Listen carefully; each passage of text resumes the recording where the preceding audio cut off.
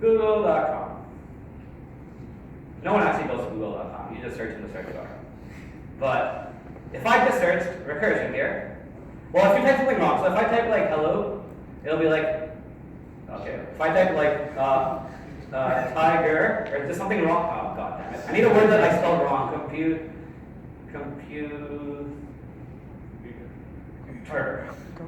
Did you mean computer, right? So, oh my god. If you type recursion, it's like, did you mean recursion? It's like, did you mean recursion? And you can keep doing it. And the reason this works is because Google knows. Google's filled with software developers. So they made a little trick where this is infinite recursion. This is the definition of infinite recursion, where you can just keep doing this and it'll go on forever. Okay? So this is just if you don't know what infinite recursion is, hopefully that made it very obvious. It just keeps going on forever. It never shrinks. Okay? And this is a good example. Okay? So, if you don't want infinite recursion, you need to recurse on rest. You need to recurse on rest of your list. Because then the list gets smaller and smaller. Okay? Alright. And now we can do total list on cons 3 empty, and now it'll add 3 to 0. Okay? Cool. Okay. So yeah, I already mentioned why this algorithm fails. Okay. So up till now, we've seen a list that's either empty or it's cons AB. Lists can have other kinds of definitions. We don't always need it to be empty and cons AB. We can have the definition of a non-empty list. A list that's not allowed to be empty. So you can have a non-empty list of numbers. And the definition for a non-empty list of numbers would look like this.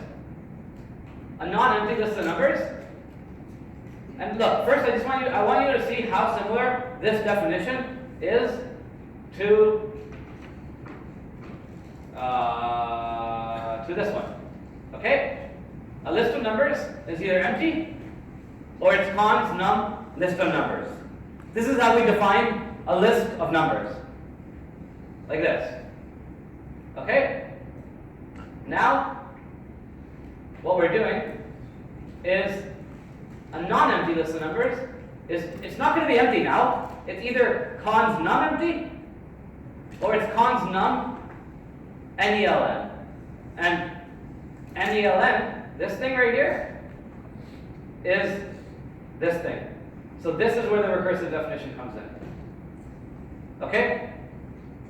So what's the difference between a list of numbers and a non-empty list of numbers? Well, let's see. If I did define x as cons 3 empty, is this a list of numbers? Is this a list of numbers? It is a list of numbers, and the reason it's a list of numbers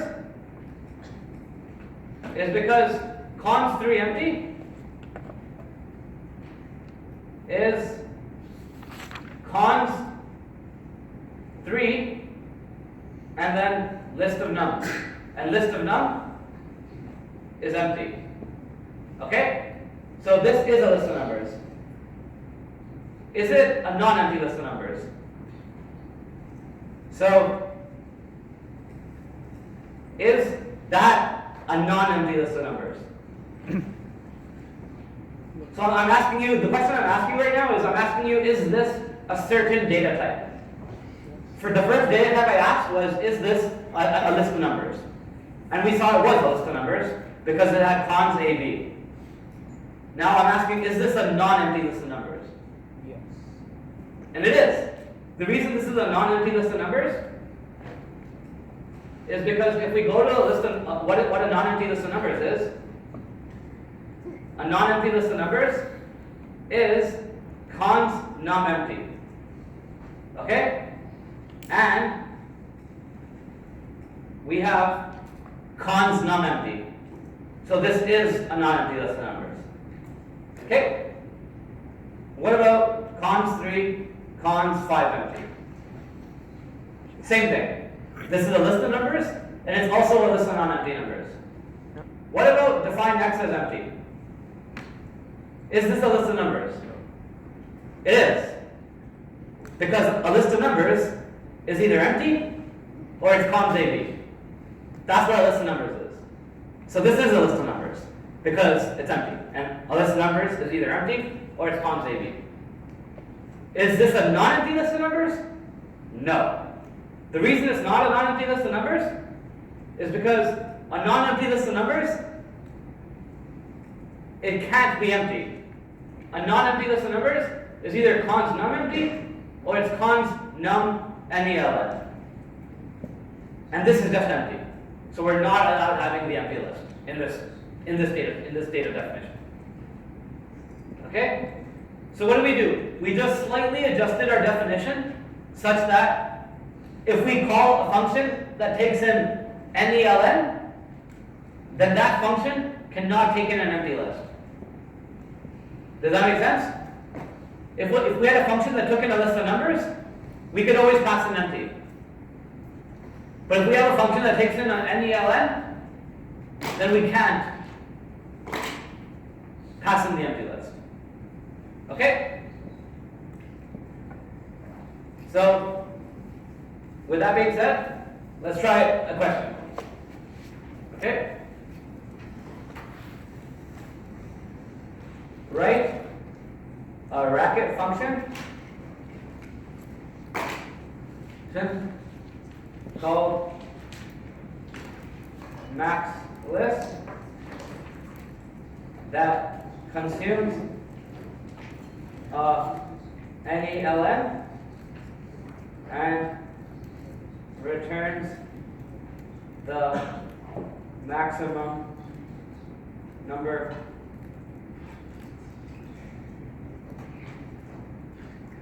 in the list. Okay? So look, it's consuming an NELN. So what's the contract? Max list.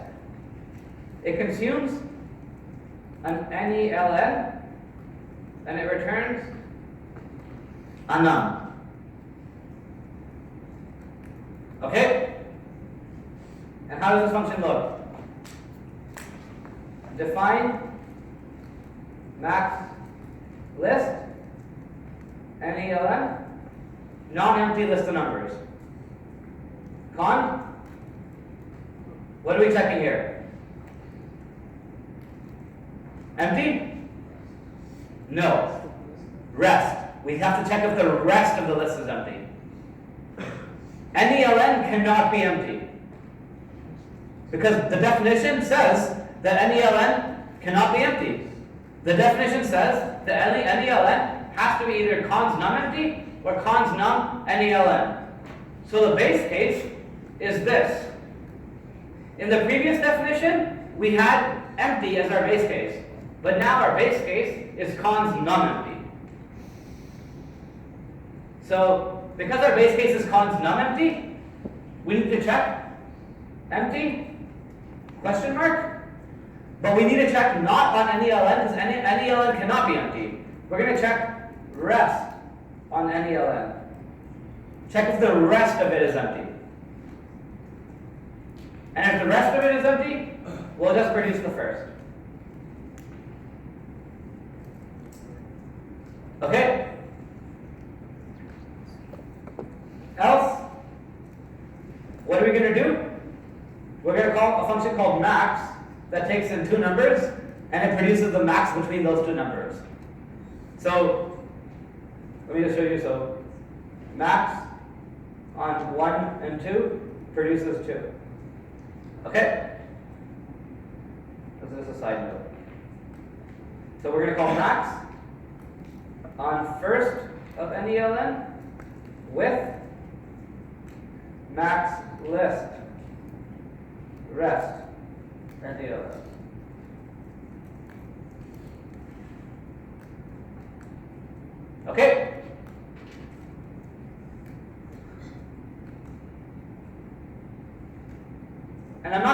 detail on exactly why this works, just because we have to cover something else. But this is the definition of a non-empty list of numbers. Okay?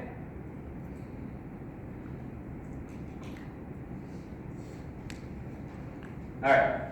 Yeah?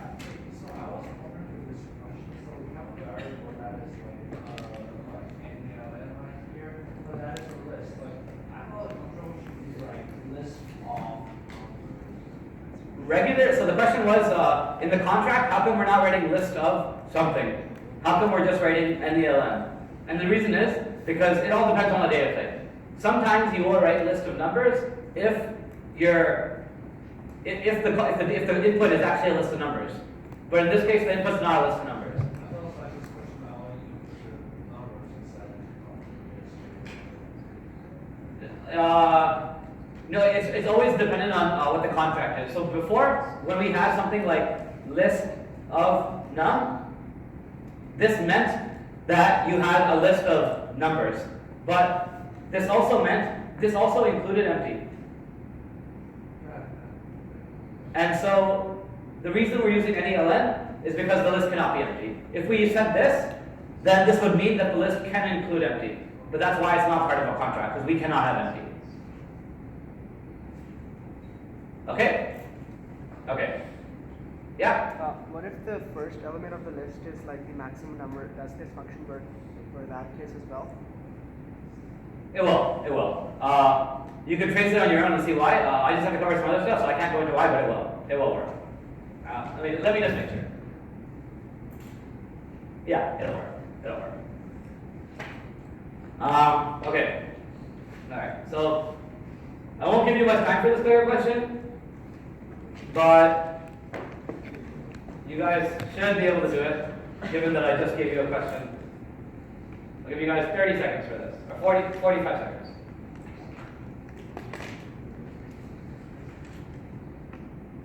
Okay, maybe a little longer than that.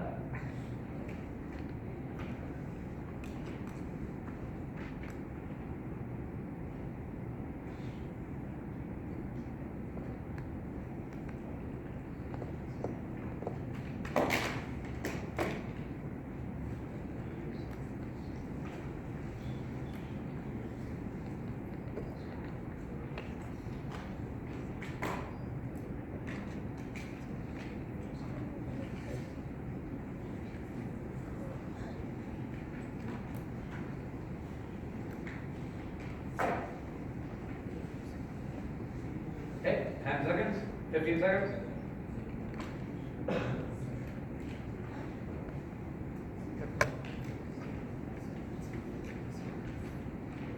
Okay, 5 seconds.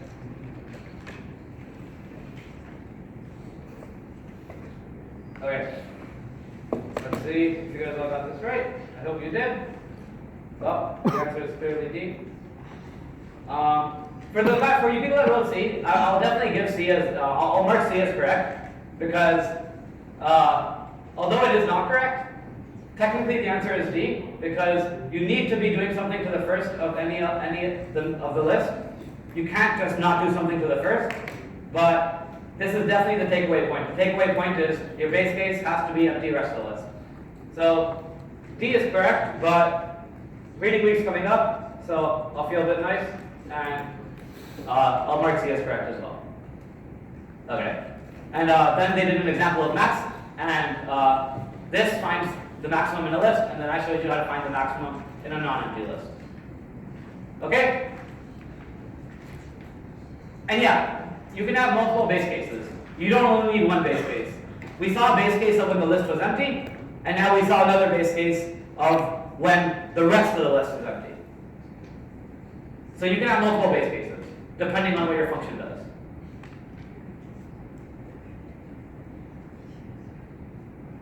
Okay. Now the final topic we need to talk about is structures containing lists. And then list containing structures.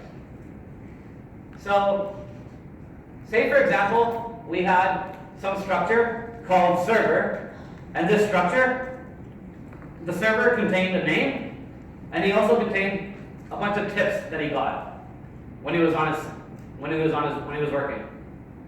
And so the tips are going to be a list of numbers. What we could do is we could have a function that takes in a structure, that takes in a server, and tells us how many tips the server received. And the way we would do this is we would have a function that takes in our server, and then we would have another function that does recursion on the tips. So the template, the way we would approach questions that take in structures that have lists, is as follows. We know we can call server name, and that's how we get. This is the same as our template for our regular structure. We can access the name. Now we can also access. Where is it? We can also access the server tips, but accessing the server tips is never going to be useful on its own. The reason it's not going to be useful on its own is because this is a list. So if we're ever going to access server tips, we're going to call a helper function on this. So we're going to call a helper function. And the reason we're doing this is because a server has a name. So this name can be accessed the same way we did when we used structures. But when we access tips, tips is a list. And therefore, we need to call a helper function on this. Because we can't work with a list within our server function. We can only work with a list within a function that takes in a list and does recursion on that list. Because remember, when we have a function that does recursion, this function has to take in a list. Because we're going to keep recursing, and we're going to keep calling this function over again. So because we're calling the function over and over again, this function has to take in a list. If we have tips, that's a list, we can't recurse on our structure function, because this takes in a server. It takes in a structure. It doesn't take in a list. So the only way we can do recursion, if we have a structure, is if we call a helper function that does the recursion. Because our main function can't do the recursion. Because our main function took in a structure. It took in the server. If we try to do recursion on this function, S is a server. S is not a list. But we need a list as our input to be able to do recursion. That's why we call a helper function that does the recursion.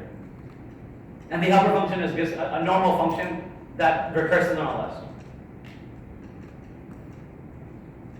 Okay? This is another example. I'm not going to go into it just because I have to talk about another topic and we're getting short on time. But all this is doing is it's taking in a structure and it's taking in a list and a smallest tip, and it's producing a server that is making this. You can see this on your own. It shouldn't be too difficult. But if you do have questions, let me know. Okay. So this topic was when we have structures, and within the structure we have a field that's a list. So a server had a name, and then we had a list of the tips. So this is a structure with a list inside it. We can also have a list of structures inside them. So this is a structure with lists inside it. We can have a list with structures inside it. Okay? And that's the next thing. So list of structures. And this is no different than everything we've been seeing so far. It's cons A, B. The B is a list. A used to be a number. A used to be a string. A used to be a symbol. A is now a structure. It's the only difference. Okay? So it's cons A, B, but A is a structure. So this class is actually what I used to keep track of student grades when I was a TA. A student has a name. He has a bunch of grades for your assignments, a grade for your midterm, and a grade for your final. Okay? And obviously these are all between 0 and 100. Okay? So this is one student. He has a string, a number, a number, a number. The name, their assignment, their midterm, and their final grades. But if I wanted to keep track of a whole class, I couldn't keep track of a whole class with just one student structure. So I would have a list. I would have a list of 1 student, 2 student, 3 student, and then a list of all the students in the class. Okay? So how do we store information for all the students? We do it by list. So look, another definition. This is another data type. So remember, the biggest theme in this course is defining data types. And then we have functions that consume these data types. And they work on these data types. And all we're going to do now, before what we did was we had basic data types. We had strings, we had numbers. Now we're going to have complicated data types. And you're seeing that these data types are slowly getting more and more complicated. And this is the most complicated data type you've seen so far. So we are creating a new data type called a list of students. Okay? And a list of students is either empty or it's cons student with list of student. Okay? So again, this is the whole definition of cons AB. A list is either empty or it's cons AB, where B is a list. And that's exactly what's happening here. Our list of students is either empty or it's cons AB, where B is a list of students. Okay? So it's that recursive definition. But now the A value is the structure.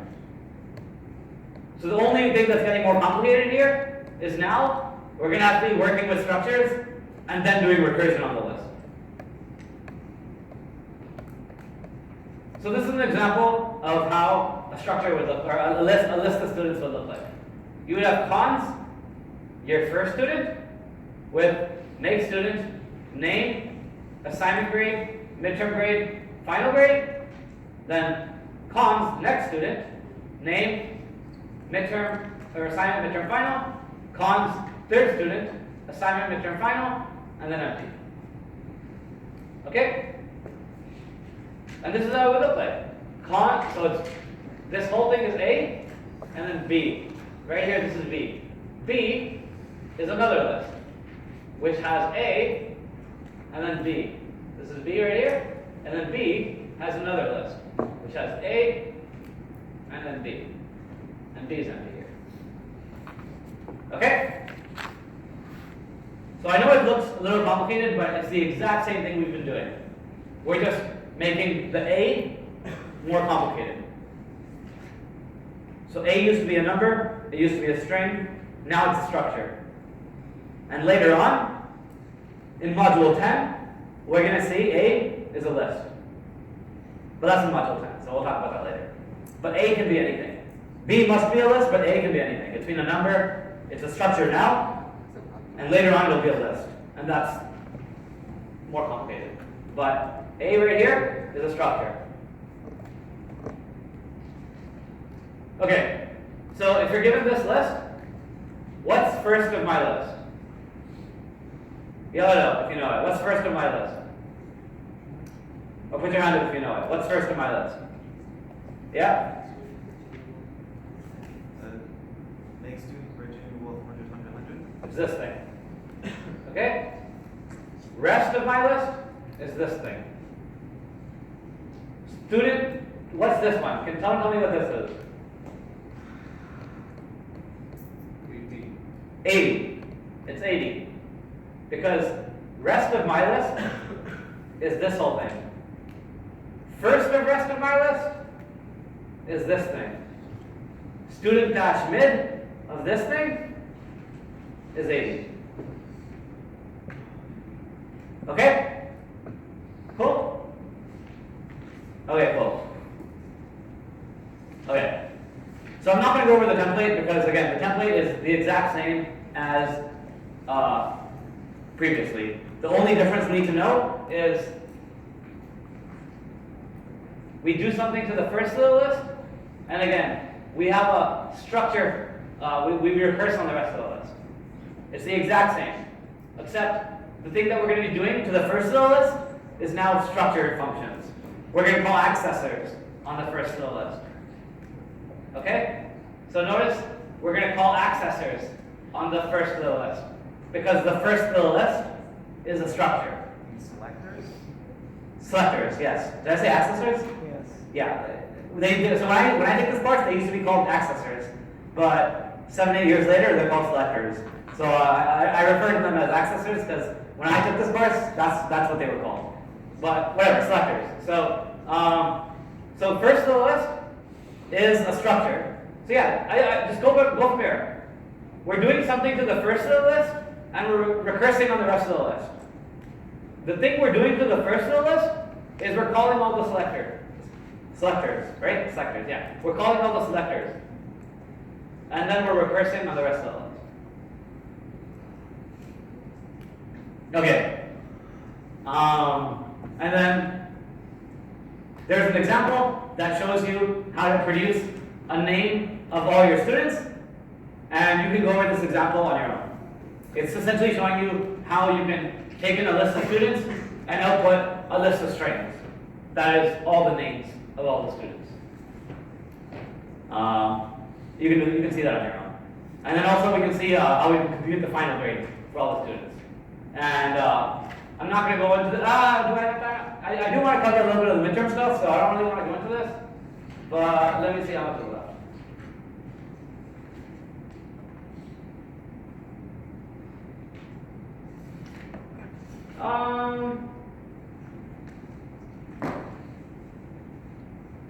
What time is it right now? 36, 40? No, I'm gonna not go over this function just because I want to talk a little bit about the final. But essentially, there's, but I do recommend you guys go over this. When you're studying for your exam or for your midterm, understand how this function works. All this function is doing is it's taking in a list of students and it's doing something with all the students. Okay? In this case, it's computing the final grade for all the students. Figure out how this function works. All these list functions are very similar. They do something to the first of the list, and they recurse on the rest of the list. What we do to the first of the list can sometimes be complicated. It can sometimes be a helper function that we need to call. Okay? All right. So let's just talk about what we should have learned in this module. What's this last bigger question? Let's not do it together. Let's just go over it. Let's go over it together.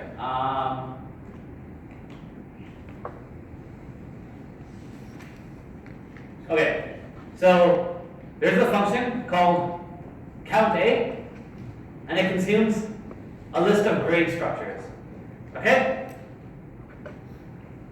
Now, I'm going to try to walk through this, how I would do this if I was a student, and the thought process I would have solving this question.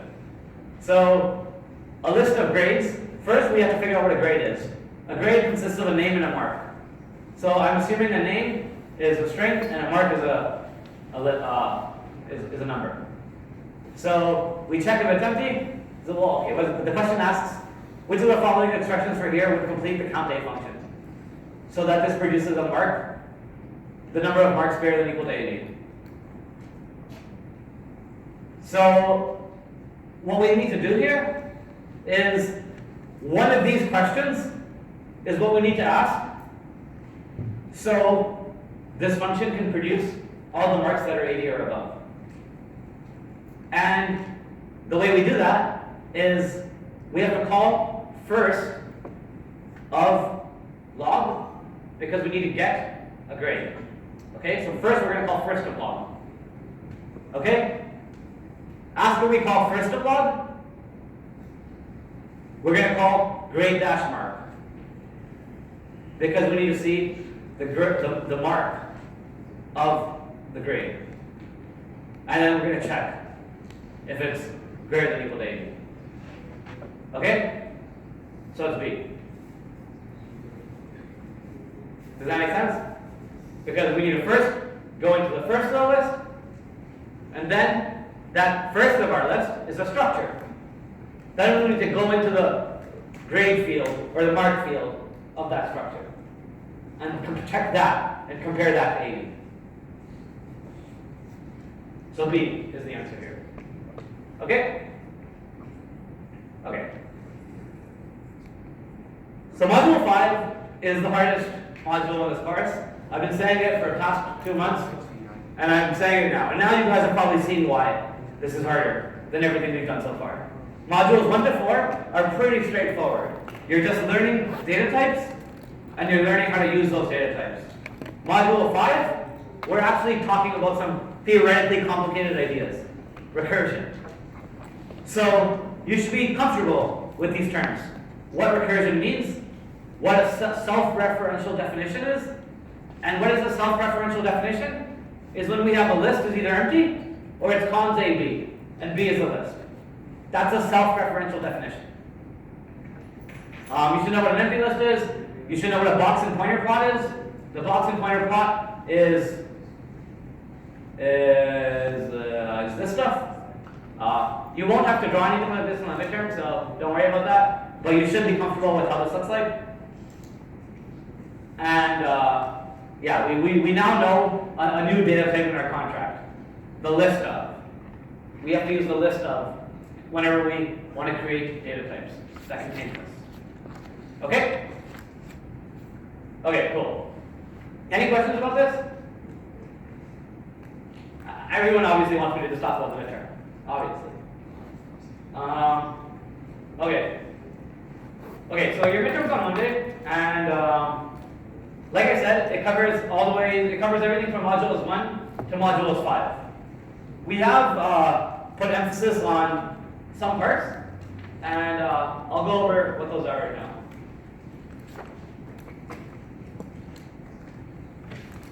So,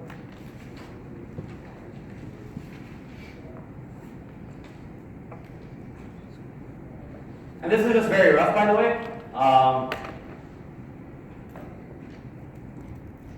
Midterm overview. Okay, so first I'm going to go over all the important topics that you definitely should know, because without knowing these, there's a lot of questions on these. So,